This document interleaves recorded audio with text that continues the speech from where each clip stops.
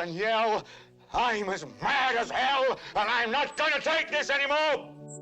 He shouted at the world, tore his soul open on screen, and just when the world finally looked, he died. Peter Finch had spent decades in and out of fame, shadowed by scandal, forgotten by Hollywood, and dismissed as too intense for his own good. But in a cruel twist of fate, it was only after giving the performance of a lifetime, one that earned him an Academy Award, that his heart gave out, alone in a Beverly Hills hotel room. In Network, 1976, Finch played Howard Beale, a deranged TV anchor who screams at viewers, "I'm mad as hell and I'm not going to take this anymore."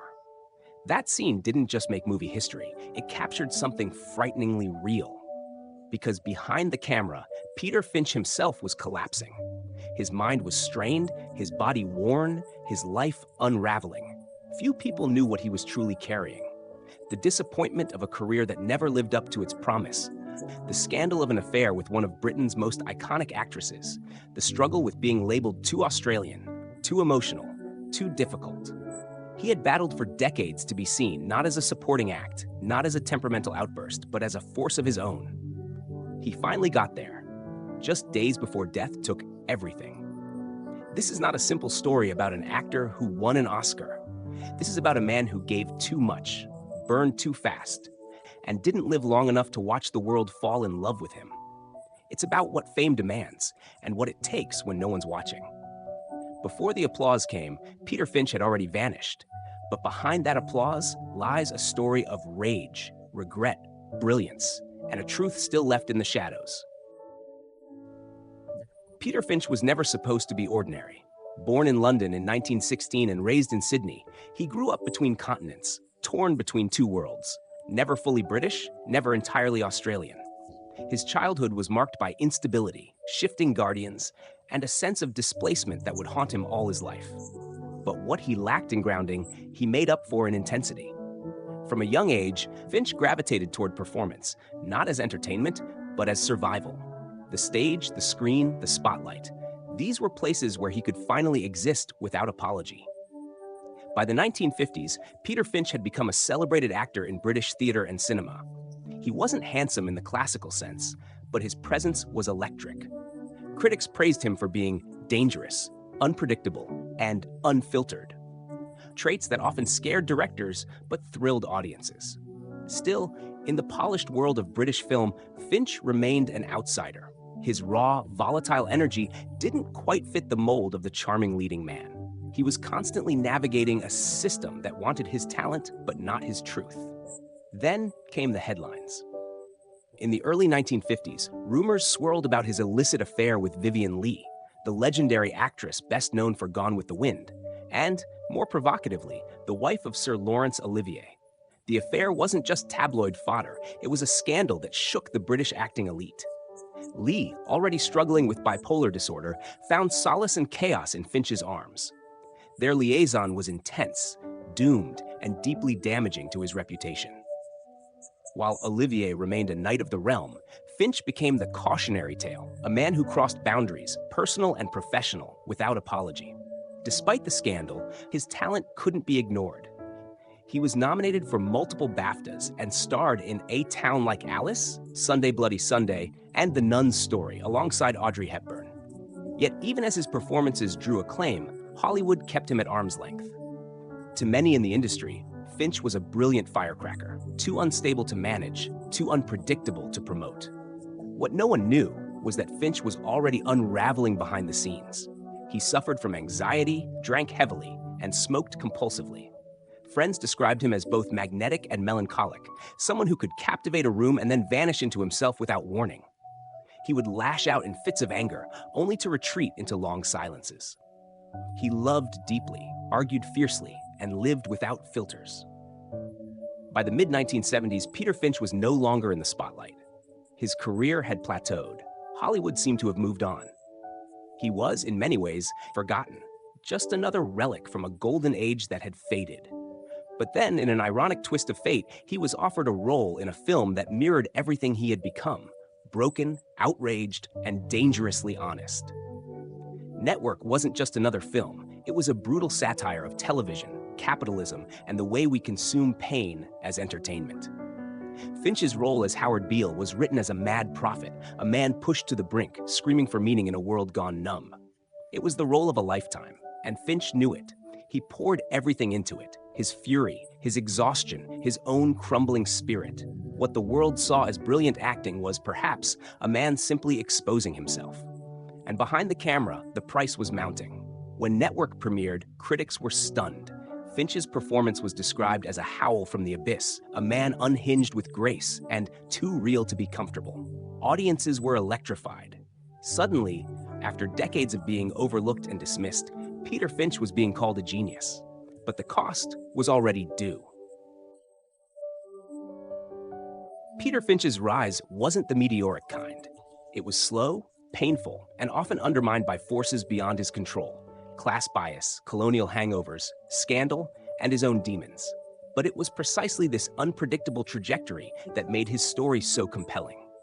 In Australia, he had been a pioneer. During the 1930s and 40s, he was one of the few actors who refused to be boxed in by the country's limited artistic scope. He didn't wait for the world to notice him. He left for Britain, determined to make it in a system that barely acknowledged Australian talent.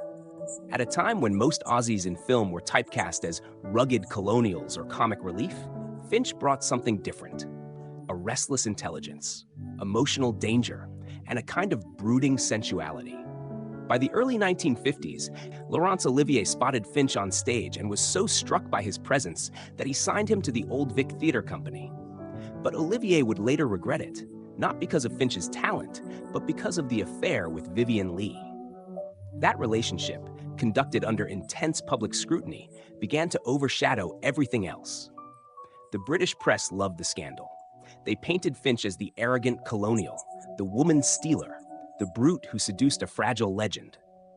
For a while, his reputation in London's elite artistic circles was toxic. Still, his performances couldn't be denied.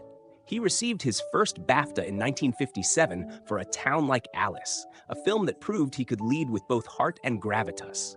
He followed it with The Nun's Story in 1959, where his quiet chemistry with Audrey Hepburn hinted at depths other actors only pretended to reach. And in Sunday Bloody Sunday, 1971, he broke boundaries by playing a middle-aged gay doctor in a three-way relationship, a role many actors turned down for fear of career suicide.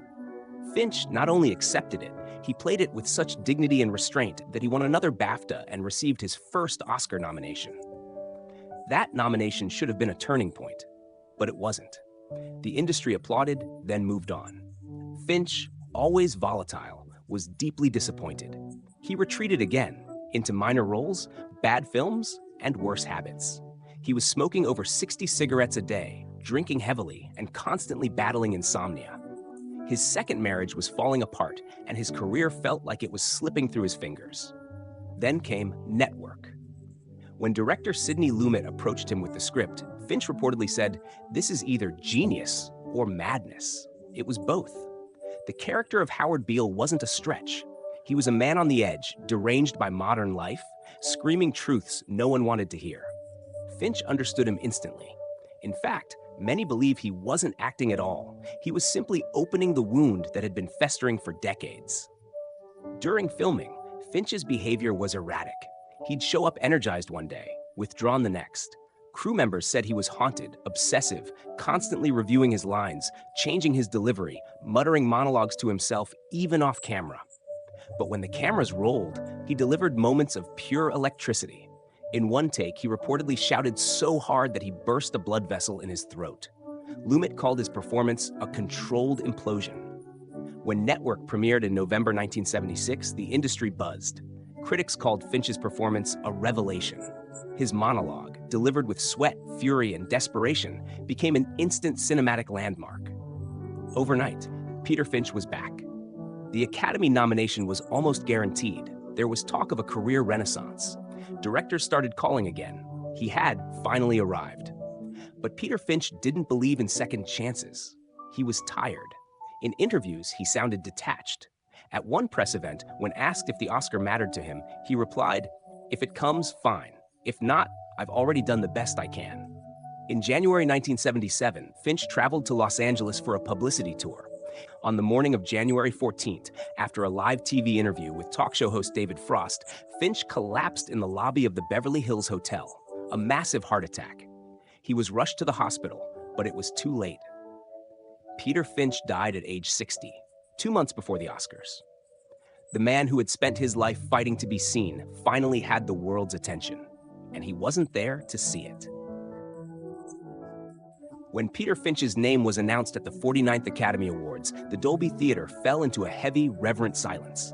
He had made history, the first actor to win an Oscar posthumously. But what should have been a triumphant moment for a living legend became a eulogy in real time. Faye Dunaway, his co-star in Network, accepted the award on his behalf. Her voice trembled. The applause was thunderous, but hollow, because Peter Finch was no longer here. And the truth was, no one had truly seen the pain he carried until it was too late. The real tragedy wasn't that he died after his greatest role. It was that he had been dying for years, and no one noticed. Behind his explosive performances was a man unraveling in private. His health had been deteriorating steadily. In the months leading up to his death, friends described him as gaunt, gray-skinned, and emotionally distant. He would disappear for days, drinking alone, ranting about being forgotten.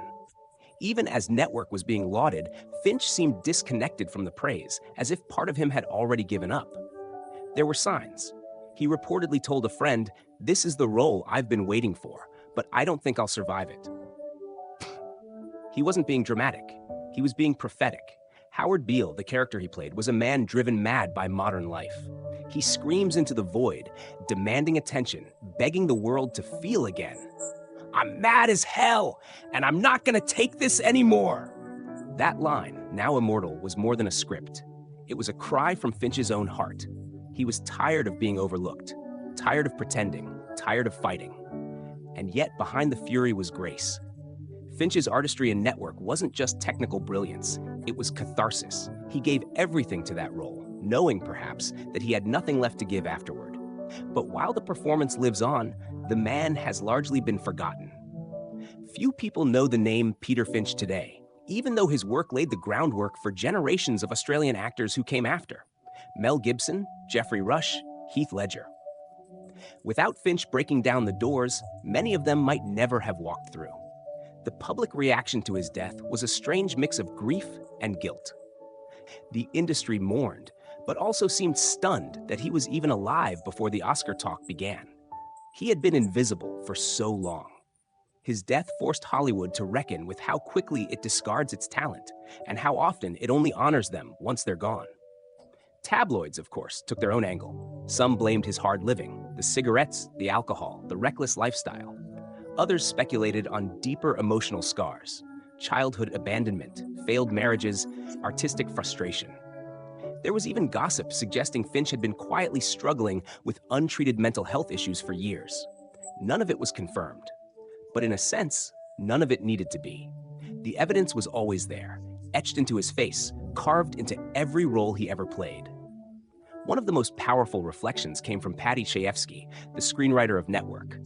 At a memorial, he said, "Peter didn't just play Howard Beale, he lived him.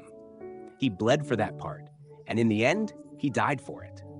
That may sound poetic, but it's not fiction. It's the haunting truth of a man who was always too big for the screen, too raw for the system, and too real to last. At Aussie Uncovered, we don't believe Peter Finch was simply an actor who got lucky in the end. We believe he was a man who spent a lifetime chasing authenticity in his work, his emotions, his defiance of the system, and paid the ultimate price for it. What made him remarkable wasn't just that he won an Oscar after death. It was that he gave his final breath to a role that demanded everything he had left. And still, many barely remember his name. Hollywood often celebrates its tragedies, but rarely honors its truth-tellers. Finch didn't fit the mold of the charming Australian export. He wasn't polished, obedient, or eager to play the PR game. He was intense, he was disruptive, he spoke out of turn, and he challenged the very system that both elevated and discarded him.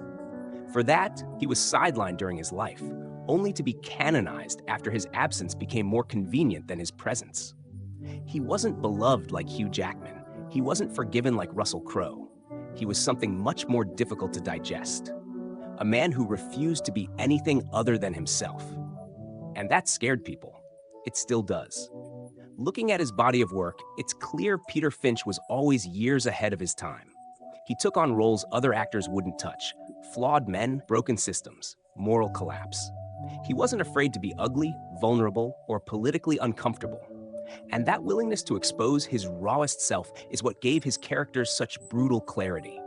Watch Sunday Bloody Sunday, and you'll see quiet defiance. Watch Network, and you'll see controlled madness. But in both, what you're really watching is a man who couldn't separate the role from the truth. There's a reason why his death still feels unresolved. It wasn't dramatic or scandalous. It was sudden, almost anticlimactic. But the deeper tragedy is that his brilliance only became undeniable when he could no longer hear the applause. That says more about the industry than it does about him. We wonder, if Peter Finch had lived longer, would Hollywood have truly embraced him? Or would they have continued to box him in, reward him once, then push him aside again? Would he have ever been given the space to explore more? Or was Network always going to be his final scream? We don't have those answers. But what we do have is the legacy.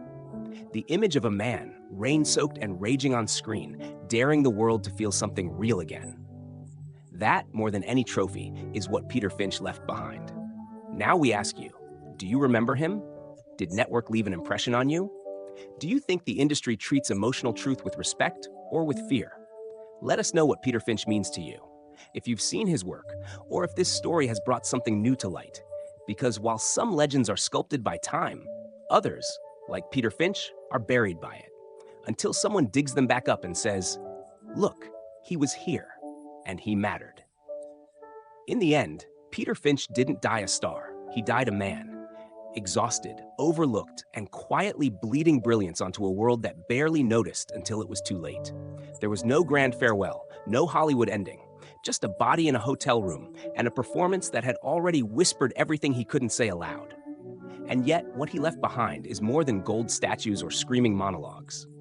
He left behind a mirror, one that still unsettles us. Because Network wasn't just a film about a madman on television. It was a prophecy. And Peter Finch wasn't just acting, he was warning us. Today, we live in a world that thrives on outrage, spectacle, and emotional fatigue, the very things Howard Beale screamed about. And maybe that's why Finch's words still ring out, almost 50 years later. I'm as mad as hell, and I'm not going to take this anymore. But Peter never got to see how right he was. He didn't live long enough to witness the world catch up to his anger, his clarity, his pain. That's the ache that lingers. Because behind the roles, the scandals, and the fury was a man desperate to be understood, not worshipped, not immortalized, just understood. Some stories are never told, but now you know. He was the madman who told the truth too soon, the outsider who held a mirror to the system and paid for it with silence. The Australian who cracked the Hollywood machine open just enough for the next wave to slip through. Peter Finch never got to enjoy the legacy he earned. But that doesn't mean it isn't real. It lives in every actor who dares to be raw, in every performance that dares to be uncomfortable, and in every truth that dares to be spoken before the world is ready. Because sometimes, the loudest echoes come from voices that are already gone.